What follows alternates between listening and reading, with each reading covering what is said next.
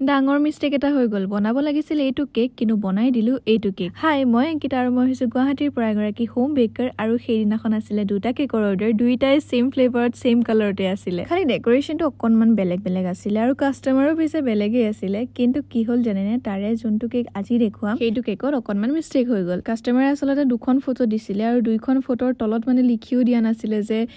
এইটো বনাবা আৰু এইটোৰ পৰা অকনমান ৰেফাৰেন্স লবা প্ৰথমখন ফটো দিলে তাৰ পিছত আকৌ আৰু এখন ফটো দিলে সেইখনত কলে যে মোক ৰিবনটো লাগিব আৰু ৰিবনটো শৰ্ট কে দিবা এতিয়া লাগিল নহয় লেঠা মই ভাবিলো এইটো কেকহে বনাব দিছে চাগে কাৰণ ৰিবনটো তাতেই আছিলে মানে ভিনটেজ বো কেক আছিলে আৰু তেতিয়া মই কলো যে লৰা মানুহৰ কেকত ৰিবন দিলে বহুত বেয়া লাগিব দেখি যেহেতু ভিনটেজ কেক হয় মই ফক্স বল দি দিম হবনে তেতিয়া কাস্টমাৰে কলে হ'ব দিয়া তেনেকৈ বনাই দিবা সেইখিনিতে মিষ্টেক হৈ গ'ল তেখেতৰো বুজাত ভুল হ'ল মোৰো বুজোৱাত ভুল হ'ল কিন্তু কেকটো বহুত বেছি ধুনীয়া হৈছিলে আৰু কাস্টমাৰে কলে যে ইমান কষ্ট কৰি বনাইছে আৰু চেঞ্জ কৰিব নালাগে ক'বলৈ গ'লে কাস্টমাৰৰ ক্ষেত্ৰত মই বহুত বেছি লাকি সকলোৱে বুজা কাস্টমাৰেই পাওঁ কেতিয়াবাহে অকমান একা চেকা কাস্টমাৰ পাই যাওঁ বাৰু আচ্ছা নেক্সট ভিডিঅ'ত এইটো কেক দেখুৱাম আজিলে বাই লাভ ইউ অল